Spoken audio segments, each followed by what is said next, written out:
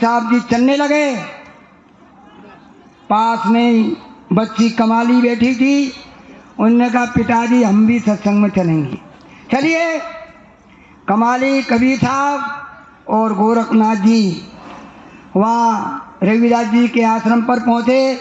जब रविदास जी ने देखा तो बड़ा भाव विभोर हो गए।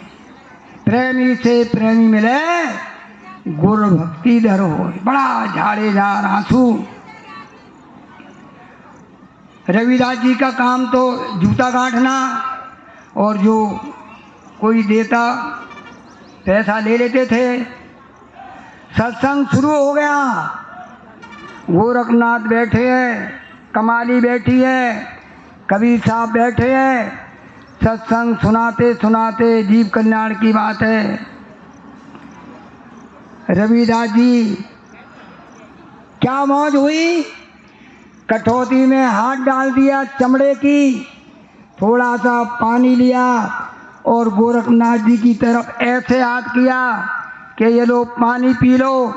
जब हाथ उनकी तरफ गया तो उनके मन में विकार आ गया। श्रद्धा खत्म हो गई। ये चमड़े का पानी, धर्म नष्ट हो जाएगा, मना कर दिया। जब मना किया तो देवी कमाली बगल में बैठी थी। जैसे उनने मना किया, कमाली ने कहा, बोले हुजूर मुझे आप पिला दीजिए। वो पानी रविदास जी ने कमाली को पिला दिया। छक छक छक छक। सत्संग खत्म हुआ। कमाली और कबीरदास अपने घर गए। गोरखनाथ जी ये चमत्कारी शक्तियों पर निपुण थे। एक बार कबीर साहब से ही बिड़ गए। बोले आओ साक्षात करेंगे। बांस गाड़ दिया, उस पर खड़े हो गए। आओ। कबीर साहब ने एक सुतली फेंकी, वो उससे बहुत दूर निकल गई। बोले आ जाओ। तो गोरखनाथ जी भारत में विश्व भ्रमण पर निकल गए। पाकिस्तान में मुल्तान ठहरे और सड़कों पर चले जा रहे हैं। खप्पर हाथ में लिया हुआ है और कह रहे हैं कोई जो हमारा खप्पर भर दे, है कोई जो हमारा खप्पर भर दे। और उसमें कोई भी चावल, चीनी, गुड़, चना जो भी डालते थे, खप्पर सारा खा जाता था, खाली का खाली रह जाता। चले जा रहे हैं सड़कों पर। चलते चलते वहां मुल्तान में पहुंच गए। वहां सड़क पर आवाज लगाई, है कोई जो हमारा खप्पर भर दे। तो एक देवी अपने मकान में बैठी थी। उसने जब आवाज को सुना कि कोई आवाज लगा रहा है कोई जो हमारा खप्पर भर दे, वो देवी बाहर आई। उसने आवाज लगाई, बोले तनक रुक जाओ महाराज। अंदर गई, थोड़े से चावल के दाने लेकर के आई और उसने जैसे ही खप्पर में ढाले, भर भरा के पूरा खप्पर भर गया। जब खप्पर भर गया तो गोरखनाथ जी को बड़ा आश्चर्य हुआ। उनने मन में सोचा ये कोई देवी साधारण नहीं हो सकती। उनसे नहीं रहा गया। गए दौड़ करके देवी से पूछा, अरे देवी आप कौन हैं? तो उसने कहा कि महाराज अरे तुमने मुझे नहीं पहचाना, मैंने तो आपको पहचान लिया। बोली देवी मैंने नहीं पहचाना, तो वो तो कमाली थी, उसकी शादी हो गई थी, वो अपनी ससुराल में थी, भजन करती थी। तो उसने कहा कि महाराज हम तो कबीर साहब की बेटी कमाली हैं। जब गोरखनाथ जी ने सुना तो उनका कलेजा डर गया और मन में सोचा उन्होंने कि हमसे बड़ी भारी भूल हो गई। यो पानी कमाली को दिया था, इसका तो काम हो गया, हम वैसे ही रह गए। दौड़ करके कबीर साहब के पास गए, उनसे बड़ा उन्होंने विनय किया कि महाराज रविदास जी के आश्रम पर चलना है, सत्संग सुनना है। कबीर साहब ने कहा चलिए। पहुंचे आश्रम पर। अब रविदास जी तो बैठे हुए मालिक का ध्यान कर रहे हैं, भजन कर रहे हैं। ये जब पहुंच गए तो वही परमार्थ की बातें शुरू,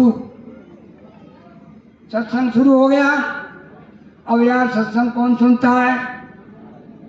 उनके मन में बड़ा संकल्प विकल्प उठ रहा था कि हमें रविदास जी वही पानी पिला दें। बहुत देर हो गई, सत्संग करते करते करते उनसे नहीं रहा गया। तो उन्होंने फिर कहा कि महाराज वो पानी तो मुझको पिला दो। तो रविदास जी ने कहा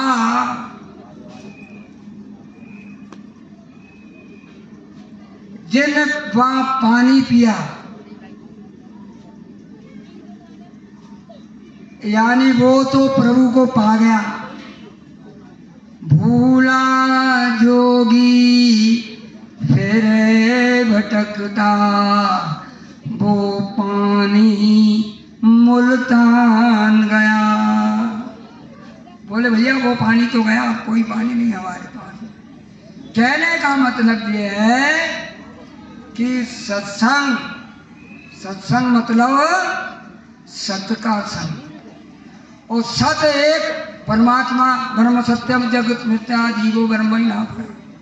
एक परमात्मा वो मालिक की सत्य है, बाकी सब फना और नाशवान है। प्रेमी भाई और बहनों, जिसका प्यार लोक में या परलोक में हो जाता है उसको कामयाबी मिल जाती है। 10 मिनट आपका और लेंगे। स्वामी महाराज ने एक बार कहानी सुनाई थी कि लैला और मजनू थे, बड़ी आपस में उनमें प्रेम मोहब्बत थी।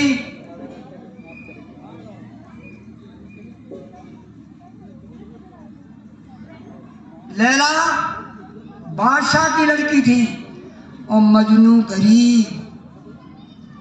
प्रेम उनका था। लैला और मजनू वो भी एक भाई है। उसको कष्ट होता तो मजनू को कष्ट, लैला को कष्ट। बादशाह जो लैला का पिता मोहब्बत को देखने गया, अपने राज में डोर पड़वाया कि मजनू किसी भी दुकान पर आए, कोई भी सामान मांगे तो उसको सामान दे देना, खाने का पीने का जो हो मैं सारा पैसा करूंगा। जब बुरा पिटा तो भाई और बहनों कि स्वामी महाराज आए कि हमको समझ कि वहाँ भगत कौन है, भगत का भगत कौन है, कौन संसारी है, कौन परमार्थी है, किसकी नजर है, किस जमीन है, हमको सब मालूम है। तो संतना देख दो चार वो देखे अंदर के हाथ।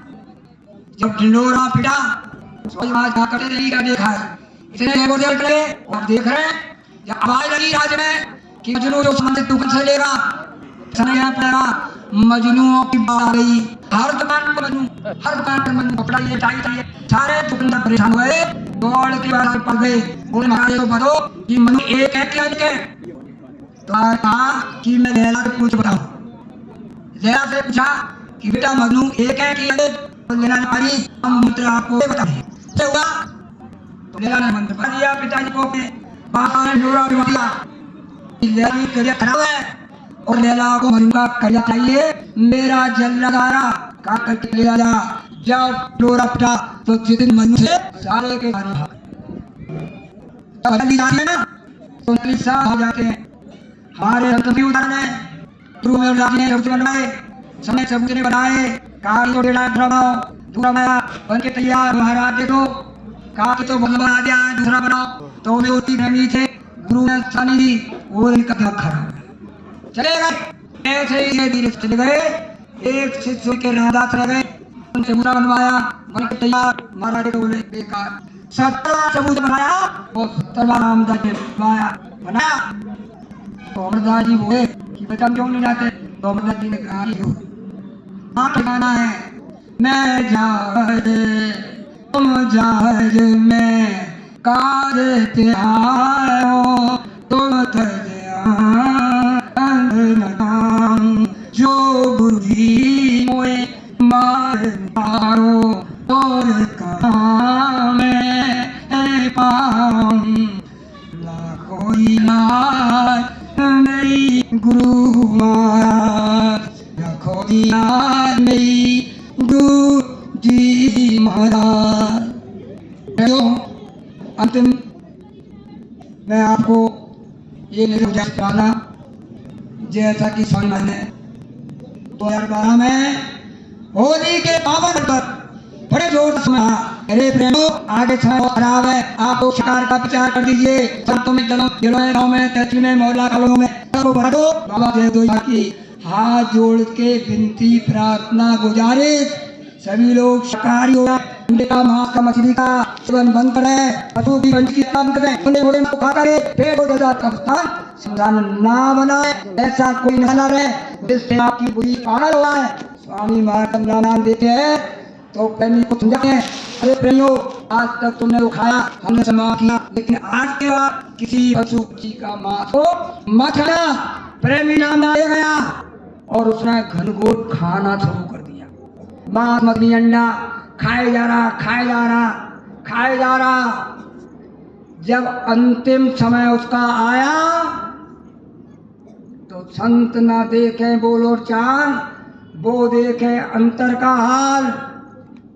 उसकी इच्छा मांस खाने की थी तो गुरु महाराज तो सब जानते हैं, किसी को गुरु बनना है, किसी को पैसे वाला बनना है, तो उन्होंने सोचा इसको मांस खाना है तो उसको शेर की जोनी दे दी कि अब अपनी इच्छा पूरी कर लो। तो आप देख रहे हैं कि गुरु महाराज ने कहा था मैं तो अपने गुरु का एक था, तो मैंने गुरु के आदेश में नाम योग साधना मंदिर बड़ा अजूबा विश्व का एक ही, ऐसा मंदिर कहीं नहीं। देवी देवता बैठे हैं अपनी बरकत को बांट रहे हैं, और ये मंदिर अभी नवाने बना है, 7 आने और बनेगा, 1 किलोमीटर पर उसका हेलीपैड होगा। स्वामी महाराज ने कहा कि इस मंदिर का प्रचार मैंने प्रेमियों से कराया है और बड़ी लाखों की भीड़ हो रही है। जब परिवर्तन होगा और मैं इस मंदिर का प्रचार करूंगा, हेलीकॉप्टरों की लाइन लग जाएगी। जब शेर की वाणी उस प्रेमी को मिली तो इसी तरह एक मंदिर का उद्घाटन करने के लिए गुरु महाराज जा रहे थे। पहाड़ियों के बीच में वो आश्रम था, जैसा कि हमारे पप्पू भैया अभी 150 लोगों को लेके बारंबार गए, और हुजूर का कहना है वो ऐसा स्थान है कि आप भजन में बैठोगे, सूरत अपने घर की तरफ चल पड़ेगी, भजन आपका बन जाएगा। तो उस पहाड़ियों के बीच में वो शेर का आतंक हो रहा था, शिकारी पीछे खड़े थे, जानवरों को मारा था, बहुत से मनुष्यों को मार दिया था, विकास सिंह ने कर दिया था, सरकार ने आदेश हुआ था, शिकारी पीछे घूम रहे थे, दौड़े कुलाड़ियां क्या लेकर के मारने लिए ढूंढ रहे थे। महाराज गाड़ी उतरे, लोगों ने कहा कि महाराज यहाँ शेर है, बड़ा खुला है, आदम हो रहे हैं, बहुत से लोगों को मार दिया है। तो भाई और बहनों, संत ना देखे बोलता बेअंतर कहा, महाराज की गाड़ी से उतर गए। जब महाराज निकल गए, मेरे बेटे साथ में गए तो वो भी उतरे। इतने नहीं वो शेर सामने आया तो महाराज जी ने थकती दी और मनुष्य की भाषा में बात की। महाराज जी ने कहा कि आपकी तबीयत हुई, तो हाथ जोड़ करके शेर ने मनुष्य की भाषा में कहा, महाराज मेरी इच्छा सब पूरी हो गई, जल्दी करो, मुझे शेर की जोड़ी से छुड़ा दो। तो ये तो रहमत के समंदर है, दया के सागर है, इनका कोरम तो दया का ही है। कहाँ से चले जाओ पाया की तरफ और अपने शरीर को छोड़ देना, शरीर छूट गया, वही आत्मा मनुष्य शरीर में आ गई, दोबारा पकड़ लिया। प्रेमी भाइयों बहनों, माल माल को एक बार पकड़े हैं, सोते नहीं है, एक बार देख लेते हैं, बोलते नहीं है, तो प्रेमी भाइयों बहनों, गुरु कहे